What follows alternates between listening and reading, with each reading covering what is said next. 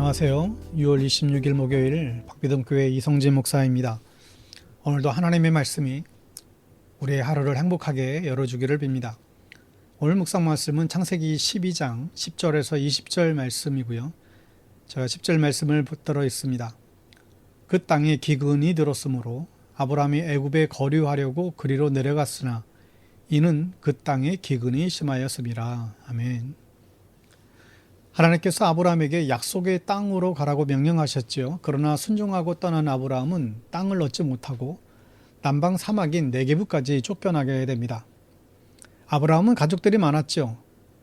자식은 없었지만 아내와 아들 같은 조카인 롯이 있었고 수많은 종들이 있었습니다. 그들에게 어려움이 닥치게 됩니다. 아브라함은 이 어려움을 어떻게 극복했을까요? 12장 10절에 보면 그 땅에 기근이 들었다. 그 기근이 심해서 아브라함은 이집트에서 얼마 동안 몸 붙이려고 살려고 그리로 내려갔다 했습니다. 네게브에서 얼마를 견뎌봤는데 너무 심한 기근이 들었고 아브라함은 도저히 견딜 수가 없었죠. 나 하나 굶는 것은 참을 수 있지만 아내와 종들까지 굶겨서 죽일 수는 없는 노릇이었습니다. 그래서 아브라함은 결단을 내렸죠. 잠시 이집트에 가서 살기로 결정을 합니다. 아무리 기근이 심해도 이집트의 나일강이 마르겠습니까? 나일강은 지금도 세계에서 제일 큰 강이죠. 이집트에 가면 먹고 살 수 있을 것입니다. 아마도 아브라함은 잠시 먹을 것 구하러 간 게 아니고 얼마 동안 이집트에서 살 생각이었던 것 같아요. 그리고 이집트가 더 살기 좋으면 거기서 계속해서 살 수도 있습니다. 아브라함도 가나안 땅이 그리 좋지 않았지요. 하나님께서 가나안 땅을 약속하셨지만 가나안 땅에 아브라함의 땅은 없었기 때문입니다. 아브라함은 어쩌면 사명을 저버린 것이죠. 여러분, 이 사명은 미션이죠. 근데 이 사명에는 세 가지가 필요합니다. 누가, 누구에게, 무엇을 시켰나?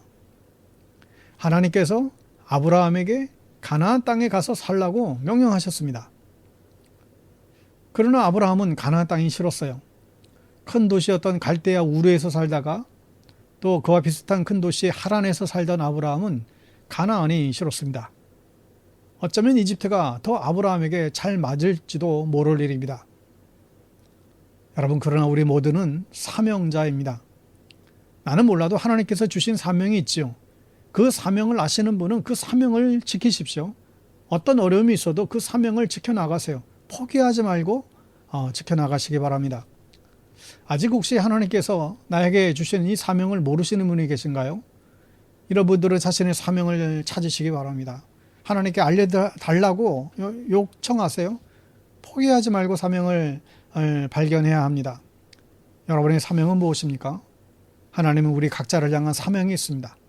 크게는 하나님께 영광을 돌리기 위한 삶이고 또 각자의 삶의 자리에서 주어진 사명이 있죠. 그 사명, 삶의 목적을 발견하고 그것을 성취해 나갈 때 우리의 인생은 가장 값지고 고귀해집니다.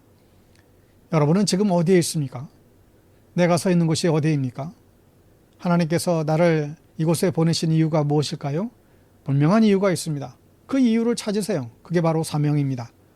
사명의 자리를 굳게 지키며 살아갈 수 있게 되기를 바랍니다. 아브라함은 자신의 사명의 자리를 박차버렸고 그래서 결국 이집트로 갔다가 굉장한 고생을 하게 됩니다. 그리고 다시 가나안 땅으로 돌아올 수밖에 없었죠. 힘들고 고생해도 사명의 자리가 복된 자리라는 거예요. 아브라함은 그 이집트에서 결국 성공하지도 못합니다. 근데 다시 가나안의 땅에서 그가 성공하게 되죠. 여러분, 힘들어도 주님 자신 사명의 자리를 지키며 살아갈 수 있게 되기를 바랍니다. 오래전에 옛날에는 군대 생활을 하려면 군대 생활을 좀 편하게 하려면 이런 게 있었어요. 부대에 신병이 들어왔는데 신병이 지갑 속에 예쁜 여자 사진이 나왔습니다. 고참들이 물어요. 이 여자 누구냐고. 여기서 대답을 잘해야 됩니다. 1번 여자친구, 2번 시집간 누나, 3번 엄마, 4번 여동생. 뭐라고 답해야 될까요? 1번과 2번 여자친구나 시집간 누나라고 대답하면 군대 생활 힘들어집니다. 3번도 괜찮지만 4번이라고 대답하면 여동생, 군생활 정말 편하게 지낼 수 있죠. 오늘 본문에 아주 이 한국 군대 생활 잘할 것 같은 남자 하나가 나와요. 바로 이 아브라함입니다. 이 아브라함이 이집트로 내려갔을 때 이 아내 사라죠. 이 사라가 너무 이쁘다 보니까 내 아내라고 이야기하면 이집트 생활이 너무 힘들어질 것 같은 거예요. 그래서 이 지혜로운 아브라함은 아내 보고 자기를 오빠라고 불러달라고 합니다. 그러면 내가 잘 대접받고 목숨도 부지할 수 있을 것이다 라는 거예요. 어쩌면 근데 이건 거짓말이 사실 거짓말은 아니에요. 사라는 아브라함의 이복 동생이었죠. 여동생이 맞아요. 그런데 왜 여동생이라고 하면 안 되죠? 이미 이제 결혼을 했으니까 여동생이라고 하면 안 될 일이죠. 아브라함은 이런 똑같은 사기를 2번이나 칩니다. 참 어떻게 보면 한심한 사람 아닌가요? 믿음의 조상이라는 사람이 이래도 되는 겁니까?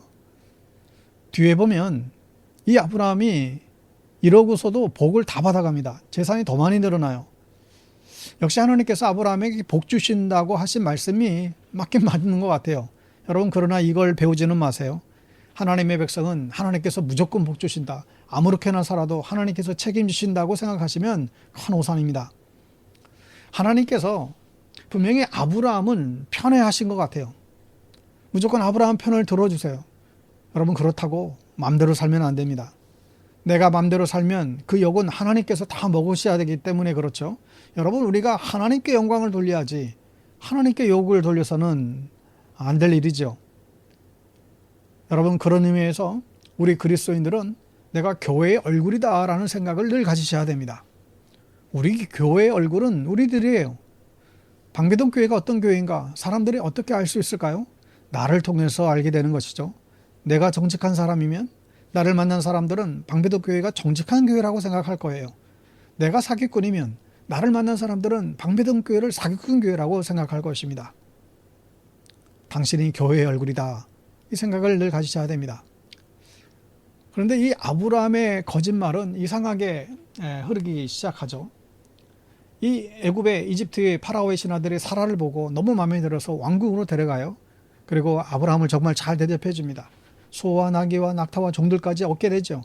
거짓말이 자꾸 커지고 있습니다. 이제 와서 사라가 내 아내라고 말할 수도 없게 되었어요. 그러자 하나님께서 개입하십니다. 17절에 보면 그러나 주님께서 아브라함의 아내 사라의 일로 바로와 그 집안에 무서운 재앙을 내리셨다. 하나님께서 바로의 집에 벌을 내리셨어요. 근데 사실 누가 벌 받아야 되나요? 당연히 사기를 친 아브라함이 받아야죠. 근데 하나님께서 파라오의 집에 벌을 내리십니다. 뭐 이런 경우가 다 있죠. 여러분 그런데 여기서 알아야 될 사실이 있습니다. 하나님은 정말 편애하신다는 사실이에요. 때로는 하나님이 별로 공평하지 않으실 때가 있어요. 아브라함을 불러서 가나안 땅으로 가라고 하셨을 때 하나님께서는 세상 모든 사람들에게 아브라함과 똑같은 기회를 주셨을까요? 아니죠. 아브라함을 편애하셨습니다. 그런 면에서 하나님은 공평하지 않으세요.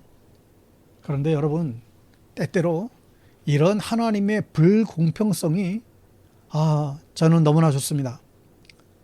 우리가 어떻게 하나님의 자녀가 되고 천국 백성으로 살아갈 수 있을까요?